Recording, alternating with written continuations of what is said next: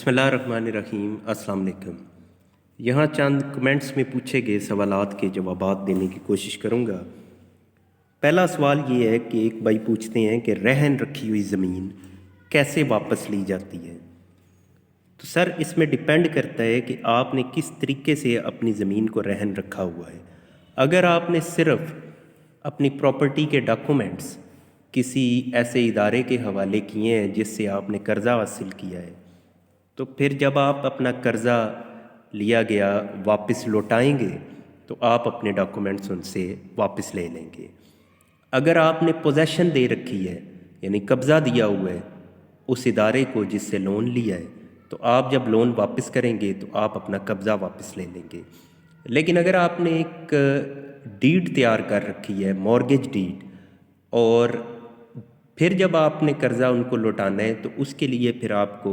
Redemption deed तैयार करनी पड़ती है, प्रॉपर्टी रिडीम करानी पड़ती है, क्योंकि प्रॉपर्टी का डॉक्यूमेंट्स के अंदर जो महकमा माल के डॉक्यूमेंट्स हैं उसमें इंदराज किया जाता है रिडम्पशन डीड मॉर्गेज डीड के बाद कि उस इदारे के हक़ में इंतकाल दर्ज हो जाता है। तो इसलिए जब आप फिर रिडम्पशन करवाते हैं तो फिर ये सारा प्रोसेस जो है वो रिवर्स होता है और प्रॉपर्टी आपको वापस मिलती है। अब इसमें एक चीज़ और ऐड करता चलूँ कि जब आपने ज़मीन मॉर्गेज कर रखी हुई है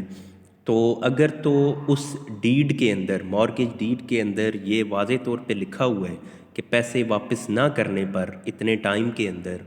इदारा जो है वो ये इख्तियार रखेगा कि वो प्रॉपर्टी को सेल करके और अपनी अमाउंट जो है वो रिकवर करा ले, तो फिर इदारा उस टाइम के बाद अमाउंट को रिकवर करा सकता है प्रॉपर्टी सेल करके। लेकिन अगर ये एक्सप्रेसली नहीं लिखा हुआ तो फिर अगर इदारे को पैसे नहीं मिलते तो उसको फिर कोर्ट में जाना पड़ेगा और अदालत से इजाज़त लेने के बाद वो ये प्रॉपर्टी सेल करके अपनी अमाउंट रिकवर कर सकते हैं। नेक्स्ट सवाल ये पूछा गया है कि एक भाई कहते हैं कि मलकियत में तो हमारा नाम मौजूद है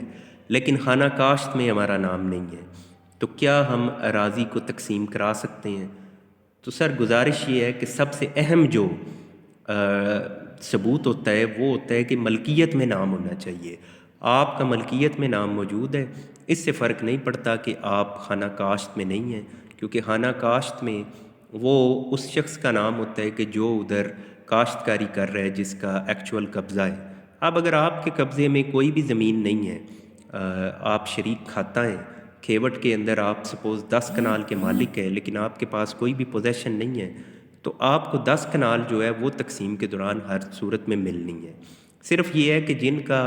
जहाँ कब्ज़ा होता है किसी मखसूस खसरा के अंदर, तो उन्हें एक प्रायोरिटी मिल जाती है कि ज़्यादा इम्कान ये होता है कि वो खसरा तकसीम में उनको दे दिया जाए, क्योंकि अगर वो इस्टेब्लिश कर देते हैं कि काफ़ी एक लंबे अरसे से हम इधर काबज़ हैं, तो उनको फिर अर्ज़ की कि वहाँ उन्हें प्रायोरिटी मिलती है उस खसरा की हद तक। तो आपके पास अगर नहीं है कोई कब्ज़ा तो आपको लेकिन तकसीम के अंदर खा वो रेवेन्यू अथॉरिटीज़ करें या वो सिविल कोर्ट करें, आपको अपना शेयर जो है वो हर सूरत अलग करके दिया जाएगा। एक भाई पूछते हैं कि एक खातून ने अपनी प्रॉपर्टी एक बेटी के नाम कर दी है, उनकी 2 बेटियां थीं, तो एक बेटी को अपना घर और तमाम ज़मीन वगैरह दे दी है, जबकि दूसरी बेटी को कुछ भी नहीं दिया, और उन खातून की अब डेथ हो चुकी है, तो क्या जिस बेटी को महरूम किया गया है वो कोई हक़ रखती है कि वो जायदाद में अपना हिस्सा ले सके जो उसका बनना चाहिए था? तो इसमें आप ये ध्यान में रखें कि कोई भी शख्स जो है, कानून उसको इजाज़त देता है कि वो अपनी ज़िंदगी में अपनी ज़मीन को जिस तरह से चाहे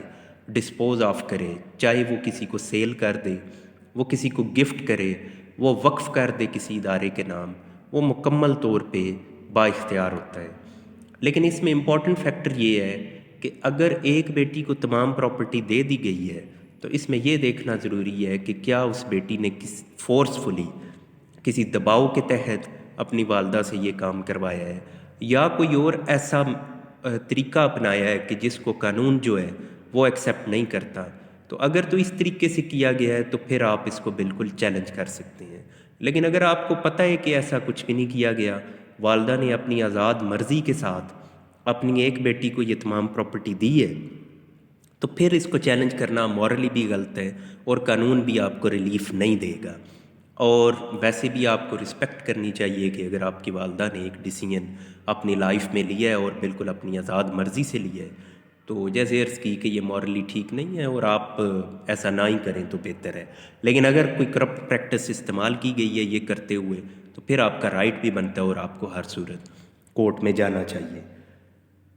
نیکسٹ سوال یہ ہے کہ ایک بھائی پوچھتے ہیں کہ ان کے والد مینٹلی ڈس ایبل ہے اور ان کی کوئی پراپرٹی ہے جس کے اوپر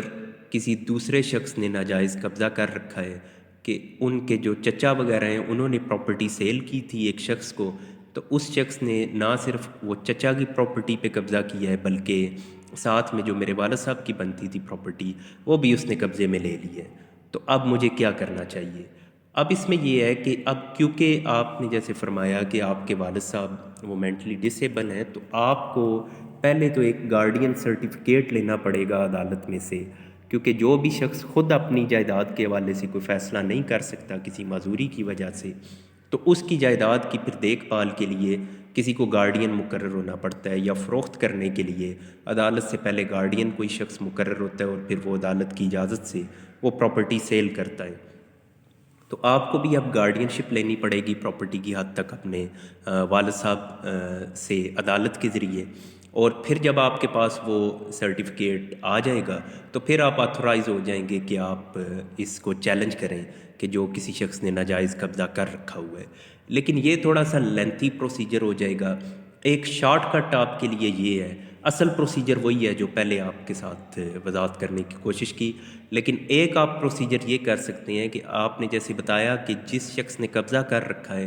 وہ ایک سرکاری ملازم ہے، تو آپ پھر اسسٹنٹ کمشنر یا ڈپٹی کمشنر کو آپ درخواست دیں، اس بندے کی ساری تفصیل بتائیں، اپنی پراپرٹی کے ثبوت ساتھ میں لگائیں، اور جو اس شخص نے پراپرٹی خرید رکھی ہے اگر آپ کو وہ ثبوت ملتے ہیں تو وہ ثبوت ساتھ میں اٹیچ کریں، تو امکان ہے کہ یہ جو ہائر اتھارٹیز ہیں یہ ایکشن لیں گی، اور اگر اس شخص کو لگا کہ میری کوئی انکوائری شروع ہو گئی ہے تو وہ آپ کے ساتھ ممکن ہے کمپرومائز کرے اور وہ جگہ چھوڑ دے۔ اس کے علاوہ آپ جو ایک اور فورم آپ کے پاس اویلیبل ہے وہ یہ پرائم منسٹر پورٹل یا چیف منسٹر کا پورٹل ہے، آپ وہاں آن لائن اپلیکیشن دے سکتے ہیں۔ وہ بھی الٹیمیٹلی اپلیکیشن ادھر اسسٹنٹ کمشنر اور ڈپٹی کمشنرز کے پاس ہی آتی ہے، یہی اس کے اوپر کارروائی کرتے ہیں، لیکن اس میں آپ کو فائدہ یہ ہے کہ یہ انہوں نے ایک فکس ٹائم کے اندر رسپونڈ کرنا ہوتا ہے، اور یہ پھر آپ کو جلدی رسپونڈ بھی کریں گے کیونکہ انہوں نے اوپر جواب دینا ہوتا ہے، تو اس لیے امکان ہے کہ آپ کا معاملہ اس طریقے سے حل ہو جائے گا۔ اور جیسے آپ نے فرمایا کہ آپ کے والد صاحب کی ایک ڈسیبلٹی بھی ہے، تو پھر ظاہر ہے یہ جو ادارے ہیں اوپر بیٹھے ہوئے جو اتھارٹیز ہیں ان کے اندر بھی کچھ نہ کچھ رحم دلی تو موجود ہوتی ہے، تو یہ ہوپ فلی آپ کو ریلیف گرانٹ کریں گے یا اس میں آپ کی مدد کریں گے۔ ایک یہ پوچھا گیا ہے کہ مصدقہ انتقال موجود ہے لیکن جو پٹواری حضرات کے پاس ریکارڈ ہوتا ہے یا محکمہ مال تحصیل آفس وغیرہ میں ریکارڈ ہوتا ہے وہ گم ہو چکا ہے، ضائع ہو چکا ہے، تو کیا یہ جو مصدقہ کاپی ہمارے پاس موجود ہے یہ کسی کام کی ہے؟ تو اس میں گزارش یہ ہے کہ آپ کے پاس جتنا بھی ریکارڈ ہوتا ہے، فرد ہو جائے، انتقال ہو جائے یا دیگر جتنے بھی ڈاکومنٹس ہوتے ہیں، وہ آپ انہی اداروں سے لے کے آتے ہیں اور یہ آپ کو ایک کاپی کے سمپل ایک کاپی جو ہے وہ اسٹیمپ کر کے دیتے ہیں، تو وہ اتھینٹک بن جاتا ہے جو ریکارڈ ہمیں اس طریقے سے ملتا ہے مصدقہ کاپی کی صورت میں۔ تو آپ کے پاس یہ مصدقہ کاپی موجود ہے، یہ بالکل اتھینٹک ہے، آپ اس کو کورٹ میں جمع کرانا چاہتے ہیں تو وہاں یہ ایڈمٹ ہوگی۔ لیکن اگر مخالف پارٹی اس کو چیلنج کرتی ہے اور وہ یہ کہتے ہیں کہ جی یہ فیک ہے، انہوں نے 2 نمبر طریقے سے یہ بنایا ہے یا بنوایا ہے، تو پھر عدالت محکمہ مال سے ریکارڈ طلب کرتی ہے کہ اس کی تصدیق کی جائے، اور آپ بتا رہے ہیں کہ ان کے پاس ریکارڈ موجود نہیں ہے، تو پھر یہی آپ کا ڈاکومنٹ جو ہے وہ ڈاجی ہو جائے گا اور آپ کے لیے اس کو ایڈمٹ کرانا کافی مشکل ہو جائے گا کہ اگر کہیں سے وہ تصدیق نہ کر سکے کہ یہ جینون ڈاکومنٹ ہے۔ ادروائز اگر یہ چیلنج نہیں ہوتا تو یہ لائک اینی نارمل ڈاکیومنٹ جو پیش کیا جاتا ہے عدالت کے اندر تو یہ بھی اس میں ایڈمٹ ہو جائے گا، لیکن عام طور پہ جب آپ کو ڈاکومنٹ پیش کرتے ہیں تو یہ ریونیو اتھارٹیز جو ہیں انہیں بھی بلایا جاتا ہے، اس کی تصدیق وغیرہ کے لیے ان کا موقف لیا جاتا ہے، تو ان کے پاس اگر ریکارڈ ہے ہی نہیں ہے تو پھر آپ کا موقف جو ہے وہ کمزور بننے کا امکان ہے۔ ایک بھائی پوچھتے ہیں کہ تجاوز کے لیے ہم نے اپلیکیشن دی اسسٹنٹ کلیکٹر کو، کوئی ہمارے ہمسائے ہیں انہوں نے 20 مرلے تقریباً ہماری زمین اپنی زمین میں شامل کر لی ہے، یعنی تجاوز کر لی ہے، تو اسسٹنٹ کلیکٹر کے پاس تو ہمارے حق میں ہو گیا فیصلہ، اب کمشنر کے پاس وہ چلے گئے ہیں اس معاملے کو لے کے، تو وہاں کیا ہوگا؟ تو اس سے تو جو آپ بتا رہے ہیں اس سے تو یہی لگتا ہے کہ وہاں بھی یہی کچھ ہوگا کہ آپ کے حق میں ہی فیصلہ آئے گا، کیونکہ جب اسسٹنٹ کلیکٹر صاحب نے جو فیصلہ دیا ہے وہ بھی انہوں نے فیلڈ سٹاف اور تحصیلدار وغیرہ نے جو رپورٹس دی ہیں تو انہی رپورٹس کی روشنی میں انہوں نے یہ کیا ہے، تو جو اوپر اتھارٹیز ہیں وہ بھی اس فیصلے کو بھی کنسیڈر کریں گی، جب تک کوئی میجر فلا اس میں نظر نہ آئے، کوئی غلطی نظر نہ آئے تو وہ اس کو چینج نہیں کریں گے، زیادہ امکان تو یہی ہے۔ اور جہاں تک لا کی بات ہے تو وہ تو یہی ہے کہ جو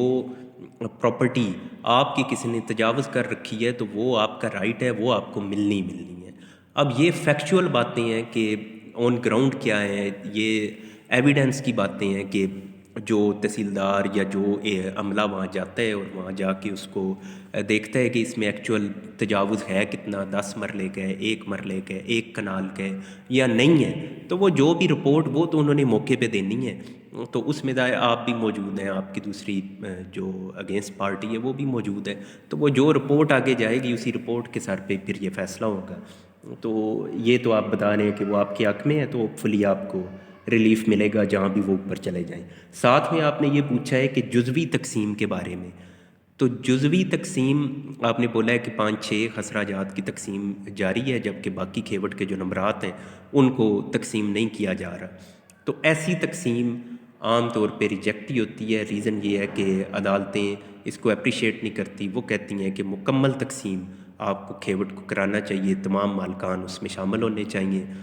اب اس میں یہ ہے کہ اگر آپ کی کوئی پرائیویٹ سیٹلمنٹ ہوئی ہے، تمام جو شریک کھاتا ہیں اور انہوں نے کچھ خسرہ جات تقسیم کر لیے ہوئے ہیں اور کچھ کی تقسیم کے لیے وہ ادھر گئے ہیں، تو وہ جو کر لیے ہوئے ہیں وہ بھی آپ کو ادھر جمع کرانے پڑیں گے، پوری تفصیل بتانی پڑے گی کہ وہ ہم نے کس طریقے سے کیے ہیں،